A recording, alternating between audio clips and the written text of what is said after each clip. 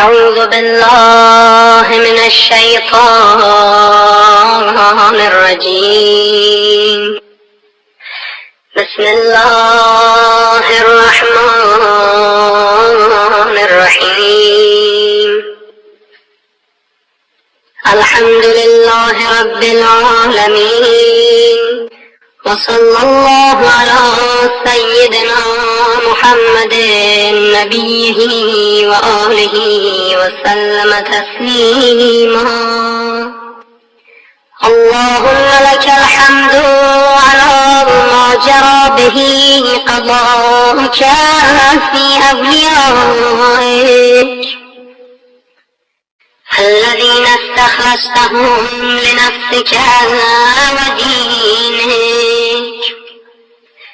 إذ اخترت لهم جزيل ما عندك من النعيم المقيم الذي لا زوال له ولا اضمحلال، بعد أن شرطت عليهم الزهد في درجات هذه الدنيا الدنيا وزخرفها وزبرجها، فشرطوا لك ذلك وعلمت منهم الوفاء به، فقبلتهم وقربتهم وقدمت لهم الذكر العلي والثناء الجليل، وأهبطت عليهم ملائكتك وكرمتهم بوحيك ورفعتهم بعلمك وجعلتهم الذريعة إليك والوسيلة إلى رضوانك، فبعضهم أسكنته جنتك إلى أن أخرجته منها، وبعض حملته في فلكك ونجيته ومن آمن معه من الهلكة برحمتك، وبعض اتخذته لنفسك خليلا وسألك لسان صدق في الآخرين فأجبته وجعلت ذلك عليها، وبعض كلمته من شجرة تكليما وجعلت له من أخيه ردا ووزيرا،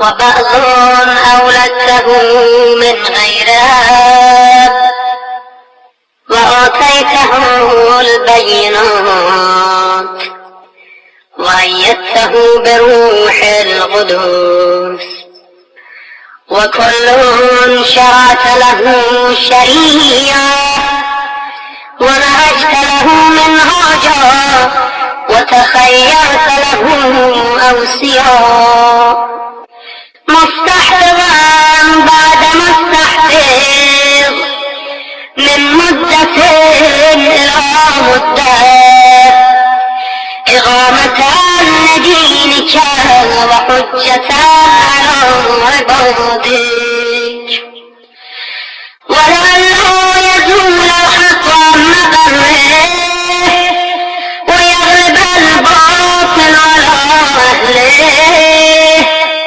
ولا يقول أحد لولا أرسلت إلينا رسولا منذرا وأقمت لنا علما هاديا فنتبع آياتك من قبل أن نضل ونخزى،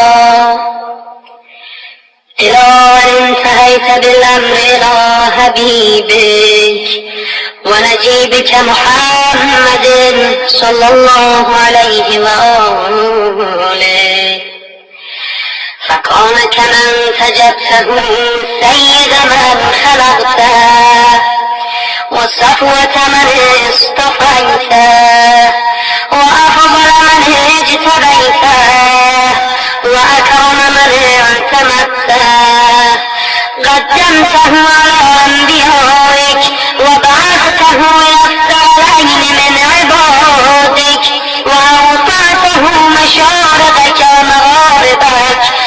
وسخرت له البراق وعرجت به إلى السماء وأودعتهم علم ما كان وما يكون إلى انقضاء خلقك ثم نصرتهم بالرعب وحفظتهم بجبريل وميكائيل والمسومين من ملائكتك ووعدته أن تظهر دينه على الدين كله ولو كره المشركون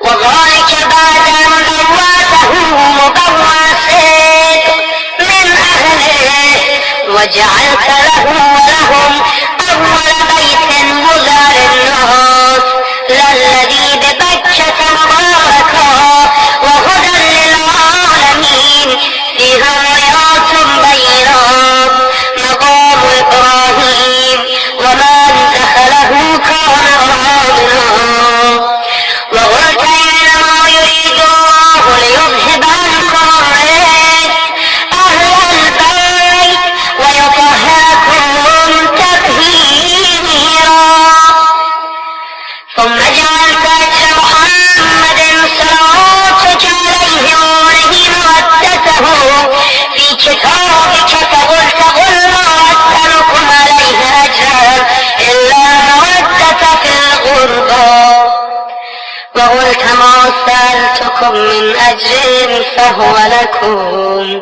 وقلت ما أسألكم عليه من أجر إلا من شاء أن يتخذ إلى ربه سبيلا فكانوا هم السبيل إليك ومسلك إلى رضوانك فلما انقضت أيامه أقام وليه علي بن أبي طالب صلواتك عليهما وآلهما هاديا إذ كان المنذر لكل ضمن هاد فقال الملأ أمامه من كنت مولاه فعلي مولاه اللهم آل من والاه وعاد من عاداه وانصر من نصره واخذل من خذله وقال من كنت أنا نبيه فعلي أميره وقال أنا وعلي من شجرة واحدة وسائر الناس من شجر شتى وأحله محل هارون من موسى فقال له أنت مني بمنزلة هارون من موسى إلا أنه لا نبي بعدي وزوجه ابنته سيدة نساء العالمين وأخل له من مسجده ما خلله وسد الأبواب إلا بابه ثم أودعه علمه وحكمته فقال أنا مدينة العلم وعلي بابها فمن أراد المدينة والحكمة فليأتها من بابها ثم قال أنت خيرتي ووارثي لحمك من لحمي ودمك من دمي وسلمك سلمي وخربك خربي والإيمان خالط لحمك ودمك كما خالط لحمي ودمي وأنت غدا على الحوض خليفتي وأنت تقضي ديني وتنجز عداتي والشيعة كانوا منابر من نور مبيضة وجوههم حولي في الجنة وهم جيراني ولولا أنت يا علي لم يورث المؤمنون بعدي وكان بعده هدى من الضلال ونورا من العمى وحبل الله المتين وصراطه المستقيم لا يسبغ بغرابة في رحم ولا بصابغة في دين ولا يلحق في منقبة من مناقبه يحذو حذو الرسول صلى الله عليه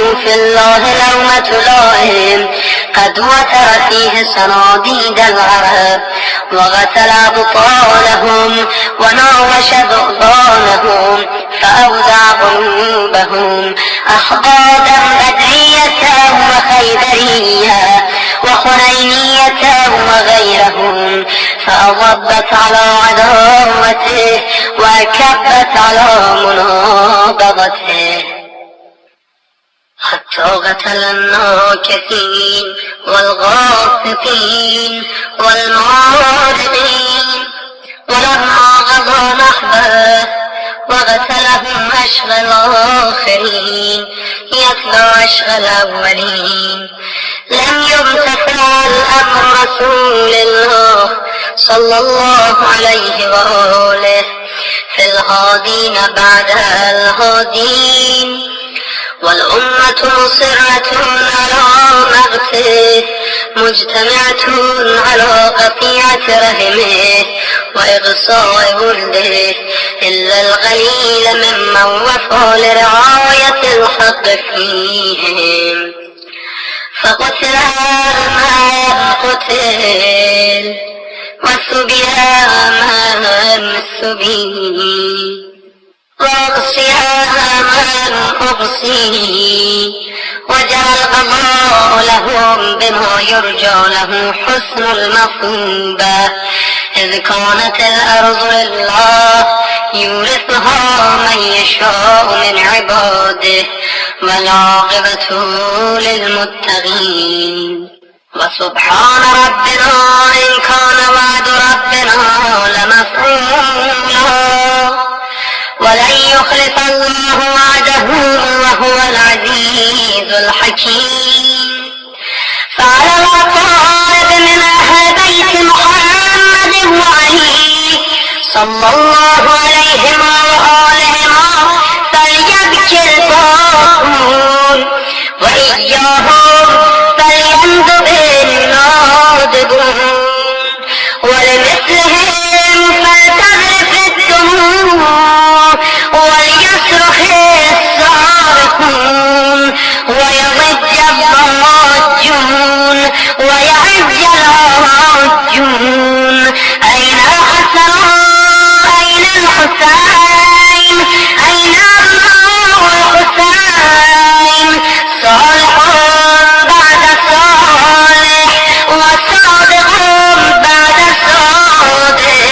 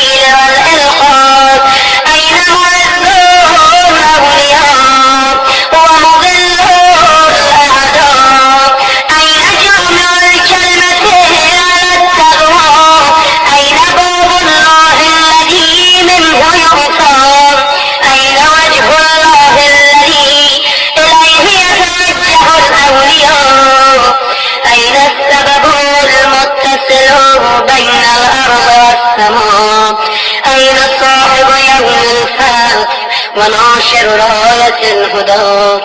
أين مؤلفه شمل الصلاح والرضا؟ أين الطالب بضحول الأنبياء وأبناء الأنبياء؟ أين الطالب بدم المغسول بكربلاء؟ أين المنصور على من اعتدى عليه وافترى؟ أين المضطر الذي يجاب إذا دعا؟ أين صدر الخلائق ذو البر والتقوى؟ أين ابن النبي المصطفى وابن علي المرتضى وابن خديجة الغراء وابن فاطمة الكبرى؟ بابي أنت وأمي ونفسي لك الوقاء والحمى. يا ابن السادة المغربين، يا ابن النجباء الأكرمين، يا ابن الهداة المهديين، يا ابن الخياس المهذبين، يا ابن القصائد الأنجبين، يا ابن الأطالب المطهرين، يا ابن الخضائمة المنتجبين، يا ابن القماقمة الأكرمين، يا ابن البدور المنيرة، يا ابن السرج المضيئة، يا ابن الشوق الصاغرة، يا ابن الأنجم الظاهرة، يا ابن السبل الواضحة، يا ابن الآلام اللائحة، يا ابن العلوم الكاملة، يا ابن السنن المشهورة،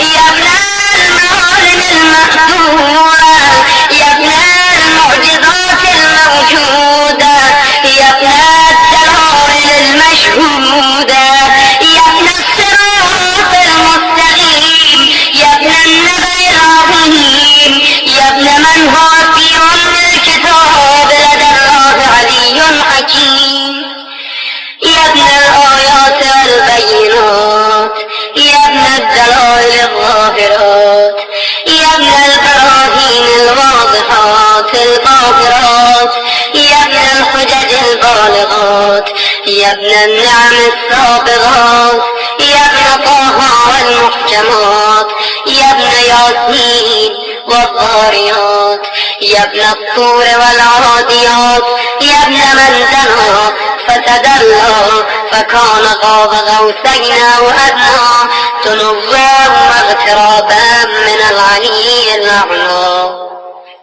ليت شعري أين استغرت بك النوى، بل أي أرض تغلك أو ثرى، أبرضها أو غيرها أمضي طوى. عزيز علي أن أرى الخلق ولا ترى، ولا أسمع لك حسيسا ولا نجوى. عزيز علي أن تحيط بك دون البلوى، ولا ينالك مني ضجيج ولا شكوى. بنفسي أنت من مغيب لم يخل منا، بنفسي أنت من ناضح ما نزع عنا، بنفسي أنت أمنية الشائق يتمنى، من مؤمن ومؤمنة ذكرى فحنا. بنفسي أنت من عقيد عز لا يطامى، بنفسي أنت من أصيل مجد لا يجازى، بنفسي أنت من تلاذ نعم لا تضاهى، بنفسي أنت من نصيف شرف لا يساوى. إلى متى أعافيك يا مولاي، وإلى متى وأي خطاب أصف فيك وأي نجوى. عزيز علي أن أجاب دونك وأناغى، عزيز علي أن أبكيك ويخذلك الورى، عزيز علي أن يجري عليك دونهم ما جرى. هل من معين فأطيل معه العويل والبكاء. هل من جزوع فأصاعد جزاه إذا خلا. هل غديت عين فصادتها عيني على الغضا. هل إليك يا ابن أحمد سبيل فتلغى.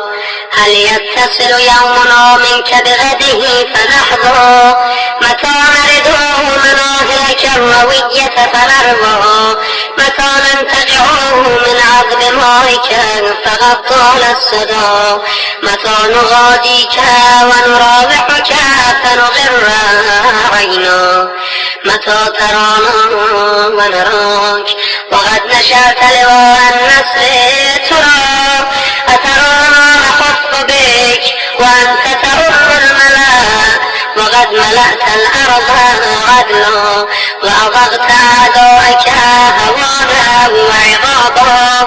وأبلت العتاة وجحدت الحق وقطعت دابر المتكبرين واجتثثت أصول الظالمين. ونحن نقول الحمد لله رب العالمين. اللهم أنت كشاف الكرب والبلوى وإليك السعدي فعندك العدوى. وأنت رب الآخرة والدنيا فأغث يا غياث المستغيثين. عبيدك المبتلى وعليه سيده يا شديد القوى. وأزل عنه به الأسى والجوى. وبرد غليلا يا من على العرش استوى. ومن إليه الرجوع والمنتهى. اللهم ونحن عبيدك الطائعون إلى وليك المذكر بك وبنبيك. خلقته لنا عصمة وملاذا وأغمته لنا غراما ومعاذا. وجعلته للمؤمنين منا إماما. فبلغه منا تحية وسلاما. وزدنا بذلك يا رب إكراما.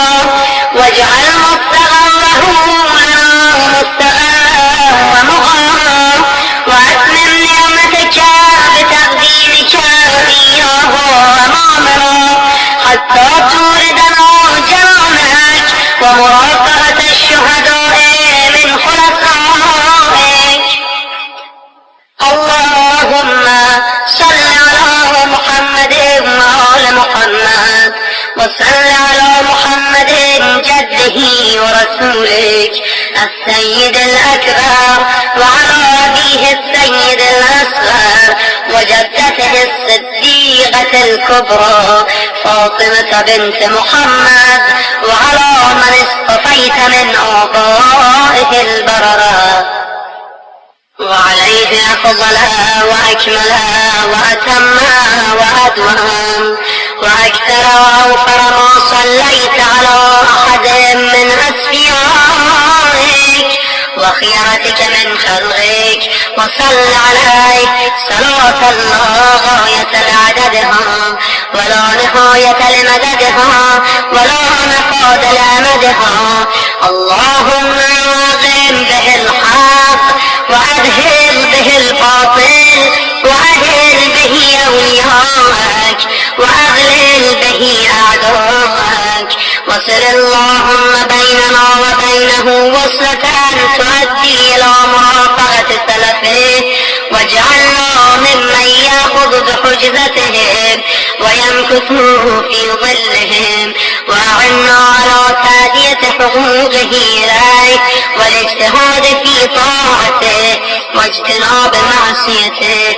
وامن علينا برضاه وهب لنا رأفته ورحمته ودعاءه وخيره ما ننال به سعة من رحمتك وفوزا عندك.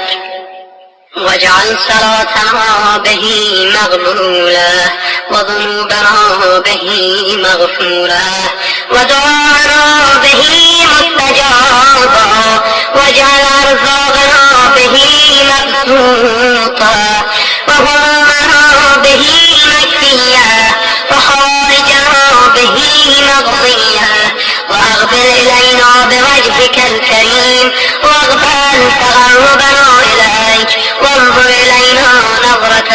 عظيمة نستكمل بها الكرامة عندك، ثم لا تصرفها عنا بجودك، واسقنا من حوض جده صلى الله عليه وآله بكأسه وبيده ريا لويا هنيا